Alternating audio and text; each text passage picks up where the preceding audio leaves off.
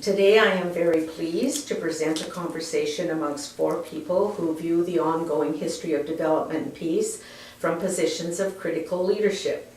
Welcome to Edmonton Archbishop Richard Smith, DNP Representative Martin Blanchette, DNP Western Regional Coordinator Sarah Ferry, and Local Executive Council Chairperson Cherie Pulver.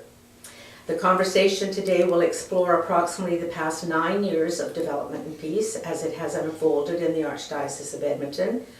In fact, Your Grace, I believe that is exactly the length of time that you have been with us as our spiritual shepherd, and I believe your installation celebration was May 2007. May 1st, that's right. First. Yeah.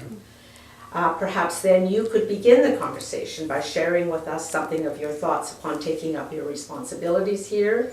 What were some of your first impressions of the Edmonton Archdiocese and early memories of your introduction to our style of development and peace?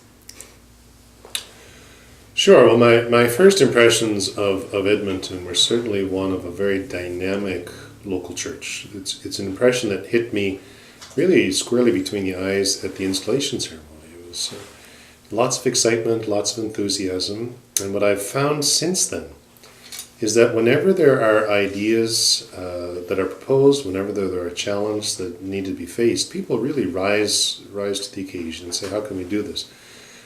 I found that there's a real kind of a can-do attitude among the people here in Alberta, and as well as within this archdiocese. So it's a great place to serve as a bishop because you really feel part of a local church, a communion of persons that really want to work together for the purpose of evangelization, spreading the gospel. That energy and that enthusiasm that I found generally from the start found a particularly striking expression in the local council, particularly the executive of the local council of DNP. One of the big things that's happening now, I think, in the last year even, is the headway you've made with the schools, like in the schools.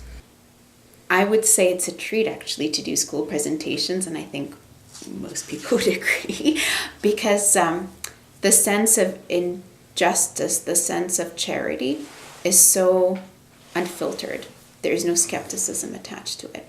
So the response of the students to it and the leadership of the schools to be able to serve them and to consider having even social justice professional development plans for the teachers is, I think that's inspirational. So the fact that we're able to support that in any way by sharing these experiences, by providing a faith formation package on Catholic social teaching so that they're able to spend some time discerning before they jump into action, is just, we're just responding to what we found has been a great yearning and a great need. So I think it's really changed, especially how Alberta does things when we're talking about Catholic schools. We have the privilege of publicly funded Catholic schools. And it's amazing how much you can journey with the schools and stuff, because it's there. The structure's there to enable that conversation that I think too, from a professional perspective, is so deeply needed, that discernment when you're talking about people's lives globally. So, well, that should mean a whole new layer of development and peace volunteers and leaders and whatever that have had that training that maybe, for example, someone my age didn't have. I joined the board as an extra member, and there was really no definite position that involving being in the schools or something. But because of my history in the schools and that, then it kind of opened up that was an area that maybe I could work with. And we started with presentations in the schools to teachers would call and say they would like something, and we'd ask them what they'd like, and we start out. It was Marie Poirier and myself who kind of began with those, and it was all different levels and no particular theme or anything. It was whatever each school went, we tried to do it. then it kind of expanded that this was, okay, kind of an area that we needed to work at. And I was particularly excited about it because I felt that that was the future of development and peace. Okay, if we reach the kids with our message, then it was going to grow and it was going to deepen. Okay, if we didn't, then it would just continue to, I think, limp along. I believe it was that we then started to look at developing some of our own programs as well as the resources from development and peace that were coming up. And I think one of the biggest ones that we went forward first was the water campaign. That was one that excited the schools and meant a difference, and we got lots of invitations.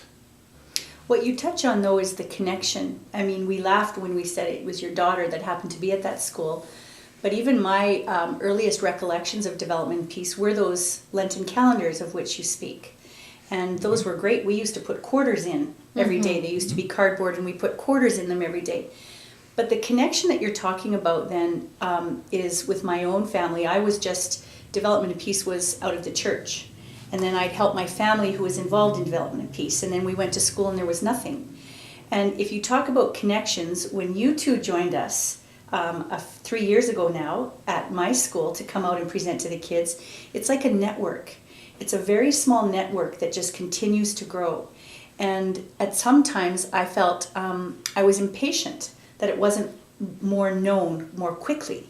Because at church in Lent we're talking about it, the campaigns, the resources available, and you'd come to school and there seemingly was no connection or awareness. And yet when you guys came out to my school and you were so great to say, what do you want? Just like you said, Val, what do you want and what's the connection? And we had that conversation before you met the students.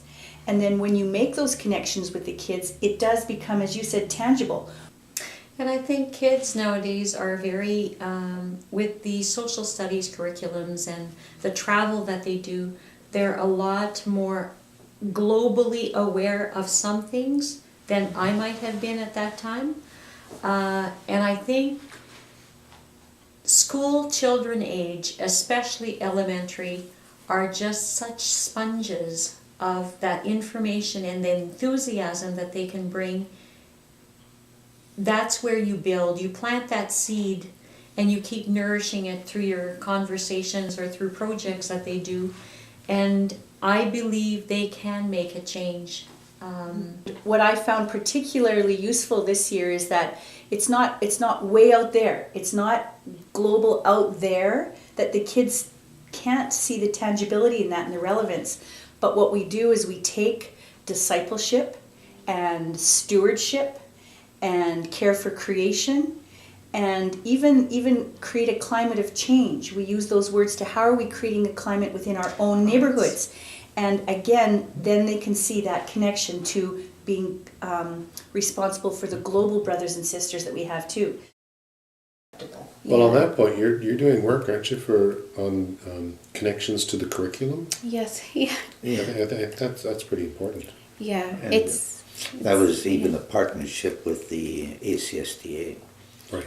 They helped us with financially to produce that material, and that's just an indication of how important it is, not only to us who are really enthusiastic about it. It's also important for the society in general, and we're seeing more and more the public education wanting to do something beyond whatever it is that they're doing presently. They need tools. It's not there, and that provided good tools for us. There's a special project that was started last summer that Shannon and a few other people were involved in, and the development of lessons that can be used directly in the class at various grade levels. And I believe there are 2 at every division level that has been developed, and they are now available in French and English, which is kind of cool because then you're trying to reach as many people as you can. Do you want to tell us, I'm not sure how much Val was aware of that one. Shannon, do you want to share a bit about that? Well, it was certainly a privilege to be part of that process where there was about 25 or 30 of us invited for 3 intense days of curriculum development. And we were in grade level groups, and we were given a structure, though. It was good to have the structure. We took Pope Francis's Laudato Si, and we had to focus on the environment and our grade level. So it was nice to have it narrowed. And I know in our group, which was a primary group, it was very important to us to connect it to what our programs of study was asking us to cover in our religion program. Because I feel that sometimes the wealth of resources that Development and Peace had, it didn't again have that connection. I'm dwelling on that word connections, whether it's an individual connection or with what we have to accomplish in our classrooms. If we can use such valuable resources like that to teach these objectives while creating an awareness of this organization and what the movement is of Development and Peace, it was extremely valuable. I believe that's a growth from what we were doing, because you want to get the teachers really involved in it. And I don't know, in my time it's been interesting because I think the connections have come like with Star Catholic, Leduc in that area. The religion coordinator there bought into the program, was passionate about it, and she just really reminded her teachers, said this is going on. Remember, call Val Merchant because he'll do this program in your school. And I went to every school, elementary-wise, in that district. Edmonton was, to me, was the challenge. That it was so difficult to get to this large board and to get the message out. Sometimes I fear there's parallel efforts in terms of what we want to do as a district for social justice. And I think it's really important to somehow hone those all together so that we're not all reinventing the wheel and we can coordinate our efforts.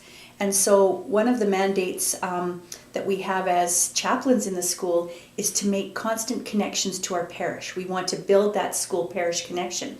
Well, if, as in my young days, DNP was in the church primarily, then we have to let the kids know how there's a connection to the parish and let the parish know what we're doing to support DNP also. And if the district is publishing 5 levels of social justice, and what level are you at in your school, how is that connected to what the principles of social justice are that DNP advocates? We need to make those, again, connections so that we're not all working on these parallels side by side, that we can coordinate those efforts and make sure we're talking the same language. And it becomes more powerful that way when Absolutely. you're all working hand in hand. The Edmonton Council is the only council actually in, one of the few councils nationally and the only council in Alberta that has an education committee. So it's impacted you as well in a way because it creates an extra layer for a regular council. It does, and it's great. Our education team is wonderful. Our school liaison has been an amazing addition to the council. She brings us great feedback. It was awesome that at her school, our solidarity visitor that came in March from Adian in Lebanon, Hussein Itani, actually went to the school to speak to the students, and it was great. I welcome Sarah Farid, Anupama Ranawana, Kathleen Ladesseur, Christina Kruzewski, and Jonathan Spanner. So I'm Kathleen, I'm the school's program person, and the school's program is a response to our wonderful members who have been doing development piece in the schools for a very, very, very long time. And the need to kind of make it a more systematic approach, a more coordinated organizational approach, but also to create more resources and to provide more tools to be used with the young people. Growing in towards both professional development, secondary, which we've always done with our Think Fast program and that sort of thing, as well as the elementary audiences. So I get to spend time in the schools doing presentations and professional development, and time in the office working with regional events occasionally and resource development through the space here as well as for the national side. Alberta really grew in a faster way than Ontario. There's about half as many Catholic schools or students here. Almost as many boards, but a lot less, a lot fewer institutions in the education system. And so combined with the personality of the people out here and the character of the people out in the West of let's get it done, things boomed here very, very quickly. And the demand for support for schools, as I understand it, sort of took over a lot of the animation time in the region. And that was one of the reasons they decided to start the Western region, the regional model out in the West. And so I was lucky enough to be transported from Ontario into the West, back with prairie skies. It's been crazy. It's been absolutely crazy. The amount of interest, all the groundwork that has led to this over the last few years, the time Sarah and Christina have spent and the members have spent on the ground with the schools, in the meetings of chaplains and religious educators, doing the one-on-one time, doing the presentations in the schools, means that we could have a full-time, my job could be schools animation, and there would be enough work. And it's beautiful to see, and we've got everything from individual members, educators who are running their own programs, like a 6 weeks flex program focused on development of peace and social justice, to brand new teachers looking to, maybe there's something beyond simple fundraising that we could look into and coming to us for those kinds of things. There's a wide spectrum of what's happening across the province, a wide spectrum of members who are interested, supporting, involved in different ways. In a lot of ways, we are struggling with the schools program in the sense that at the moment we don't have a lot of volunteer members who are available during school hours and ready to speak to our topics to these audiences. So we spend a lot of our time right now in the schools, which is part of why it's not just an office job, part of why we've pulled our youth ambassador from his original intention into supporting the schools program. And we're trying to discern how do we support our schools and our members in their growth while also being able to prepare for the next step of our programs and our campaigns and have something ready for them in time for that. There is too much demand for the current role, and we need to figure out how to best address the needs. And it's hard to say that now that we have 5 of us sitting in front of the camera. It used to just be 1, then 2. Even with this limited capacity and the growing needs, how do we best use our time? But amazing things are happening in the schools.